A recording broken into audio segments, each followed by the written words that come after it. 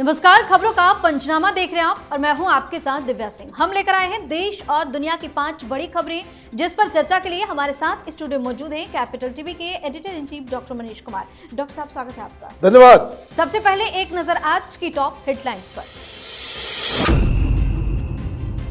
PM Modi ने देश को दी बड़ी सौगातें, नए जम्मू रेलवे डिवीजन का किया उद्घाटन। बोले भारत में 2024 की शुरुआत से ही कनेक्टिविटी की तेज रफ्तार।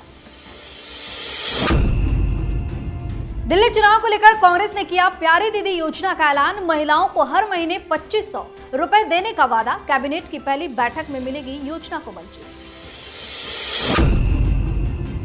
दिल्ली चुनाव से ठीक पहले कैग रिपोर्ट में बड़ा खुलासा। अरविंद केजरीवाल का घर 350 गुना ज्यादा खर्च पर हुआ तैयार। अब बीजेपी ने खोला मोर्चा।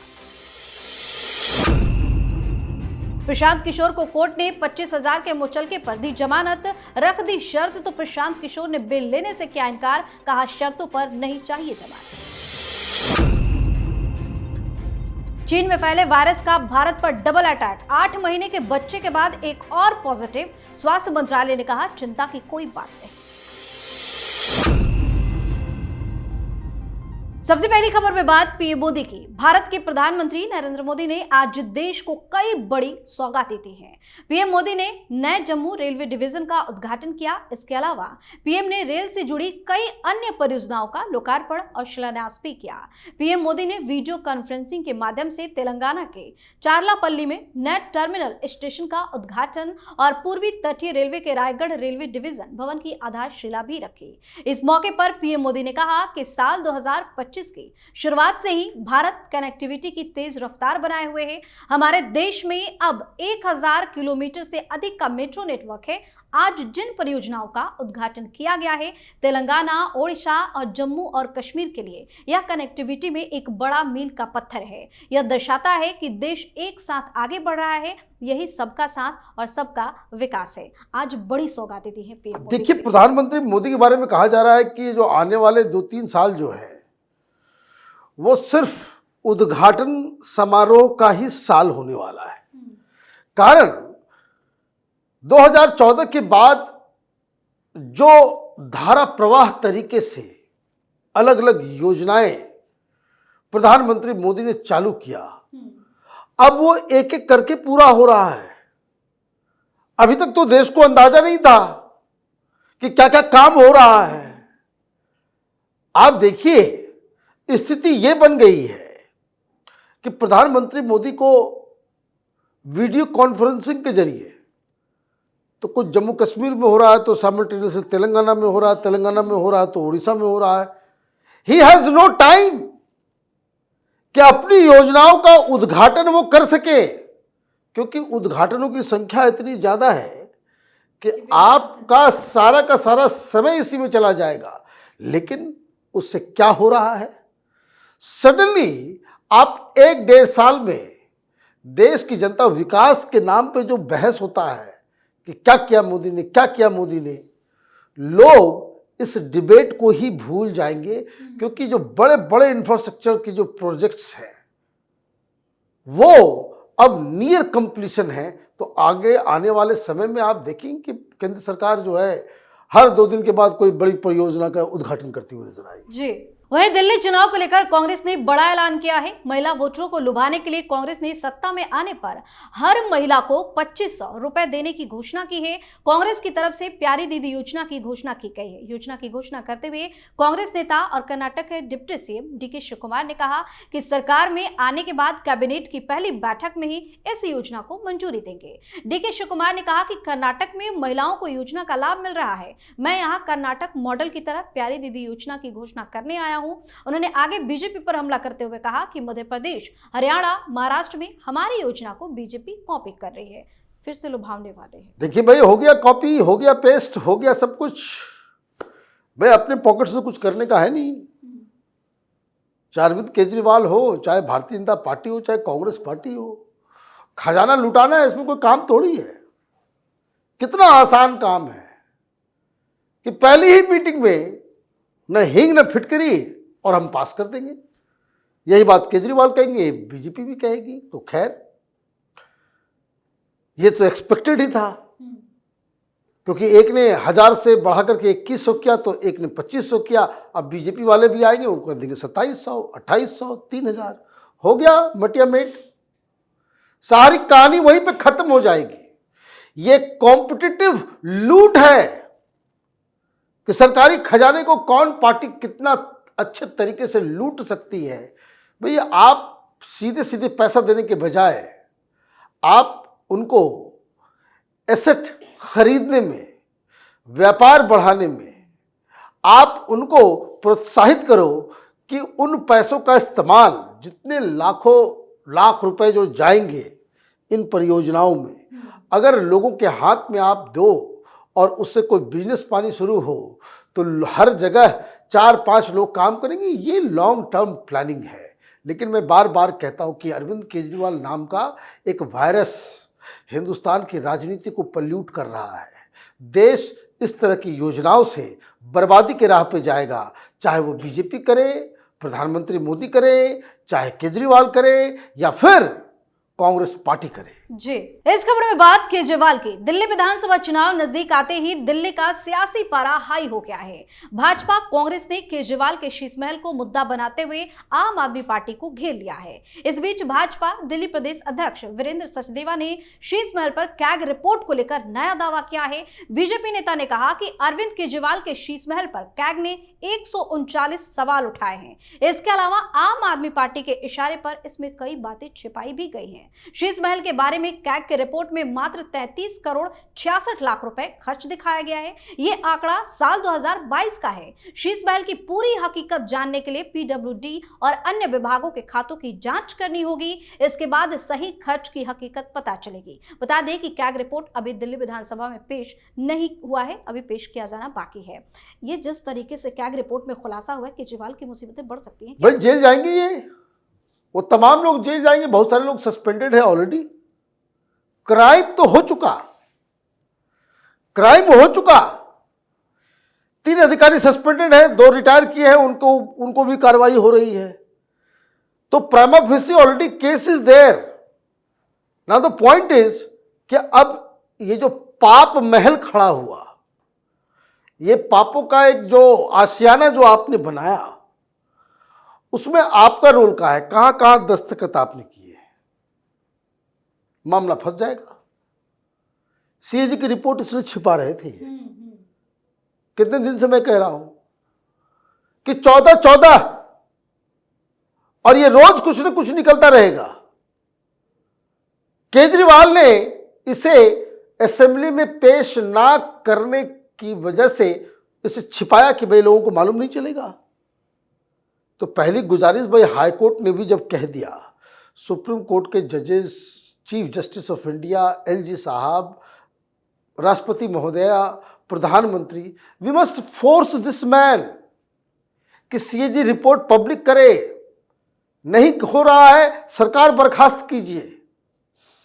एलजी के पास शक्ति आएगी, एलजी जो है उसको, सरकार ने क्या कामकाज किया, ये हमारे पैसे का इस्तेमाल क्या हो रहा है, ये हमारे जानने का अधिकार है। अब सीएजी का तो पहला अभी बॉम्ब फूटा है शीशमहल के ऊपर। और मजेदार बात क्या है, 139 ऑब्जेक्शंस तो उठाए ही हैं। इसमें एक और मसला फंस रहा है, इसमें मनी लॉन्ड्रिंग और क्विड प्रो को का मसला नजर आ रहा है। क्या कि 2022 में जो इनको सामान दिया गया, शीशमहल में लगाया गया, तो पीडब्ल्यूडी ने लगाया सब कुछ। यही कहते हैं ना, पीडब्ल्यूडी ने लगा दिया, हम क्या करें। लेकिन जब वो छोड़ के निकले तो केजरीवाल के घर में जो सामान मिला वो पीडब्ल्यूडी की लिस्ट से कहीं ज्यादा है। तो कोई और लगा के गया, और कोई और लगा के गया, और ये लगाने वाला ये मालूम चले कि दिल्ली सरकार की तरफ से उसको ठेके मिल रहे थे। शराब घोटाले का आदमी था, किसी और चीज का था, उसको सिविल वर्क में पीडब्ल्यूडी में ठेकेदारी मिली है। अगर वो मामला आ गया तो एक अलग से केस हो जाएगा। ये शीशमहल तो है ही, शीशमहल के अलावा आप जो है एक दूसरे चक्कर में फंस जाओगे। अभी सीबीआई, ईडी सब आएगा। ये शीशमहल बना करके केजरीवाल बहुत भारी दलदल में फंस चुके हैं। जी।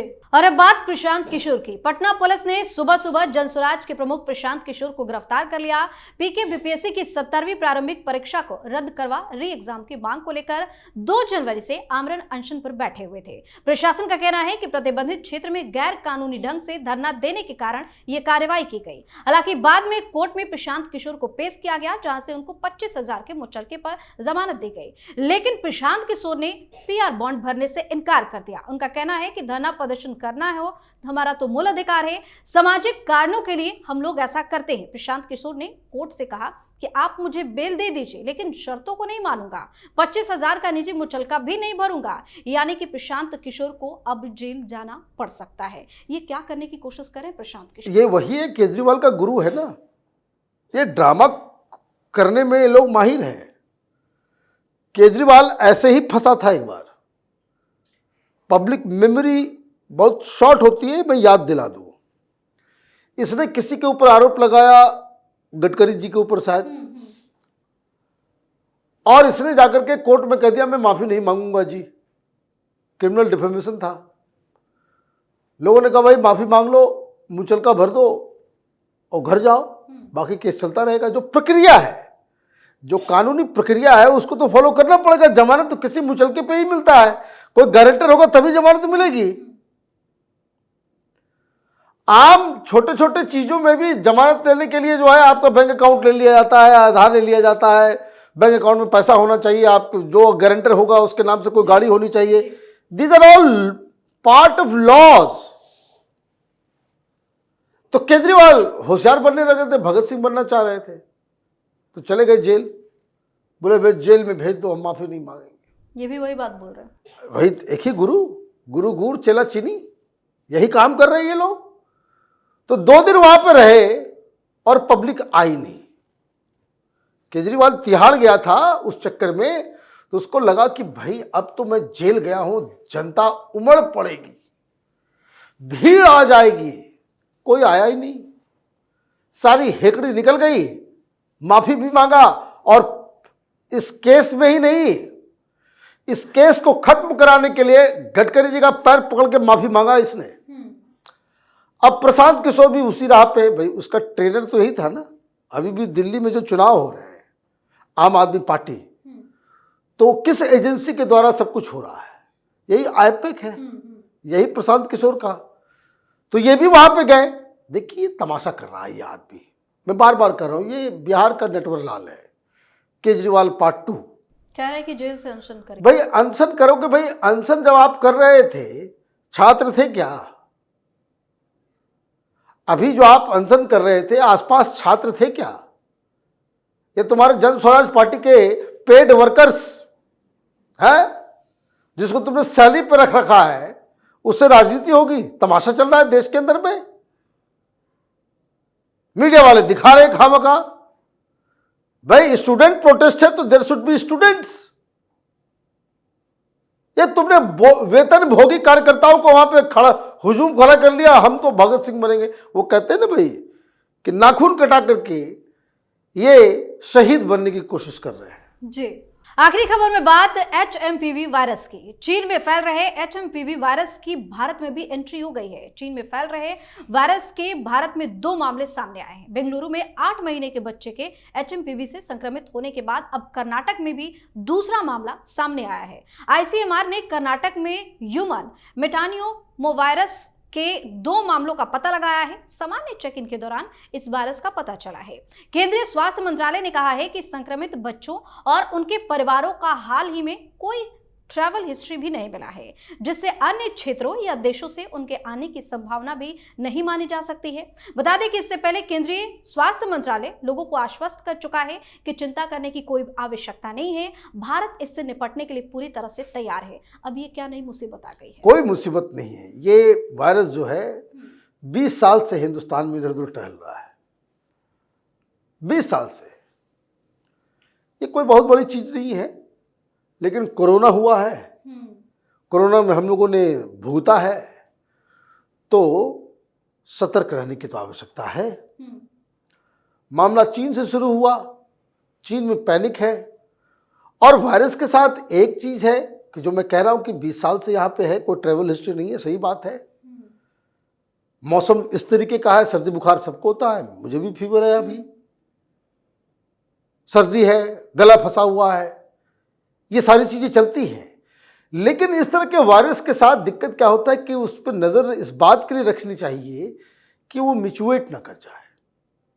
कि ये वायरस जो है जब अलग अलग शरीर के अंदर जाता है तो वो उसका प्रारूप बदल जाता है।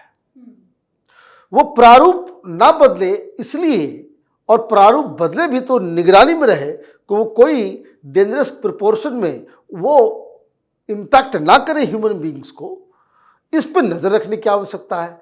फिलहाल जो वायरस है वो दरअसल बच्चों को, इन्फेंट बच्चों को, 2 साल से कम बच्चों को ही इम्पैक्ट करता है। इसलिए घर में अगर बच्चे हैं आपके, एकदम सतर्क रहिए, एकदम सतर्क रहिए। बाहर मत लेके जाइए बच्चों को, घर के अंदर भी बाकायदा जब आप बच्चों को खिलाते हैं पिलाते हैं तो भी आप जो है हैंड वॉश वगैरह कीजिए। कम से कम 10 से 15 बार हैंड वॉश आपको डेली करना होगा अगर घर में आपके बच्चे हैं। तो ये चिंताजनक स्थिति नहीं है, सरकार कह रही है, लेकिन सरकार को इस बात के ऊपर बिल्कुल स्पेशल केयर लेना पड़ेगा, जो ऑफ कोर्स मुझे लग रहा है कि वो ले रहे होंगे, कि वायरस का प्रारूप बदले ना। जी, बहुत बहुत धन्यवाद सर तमाम जानकारी। धन्यवाद। खबरों का पंचनामा में आज के लिए इतना ही। देश और विदेश की बाकी खबरों और उनके सटीक एनालिसिस के लिए देखते रहिए कैपिटल टीवी। हमें लाइक कीजिए, शेयर कीजिए और हाँ, कैपिटल टीवी को सब्सक्राइब करना बिल्कुल ना भूलें। धन्यवाद।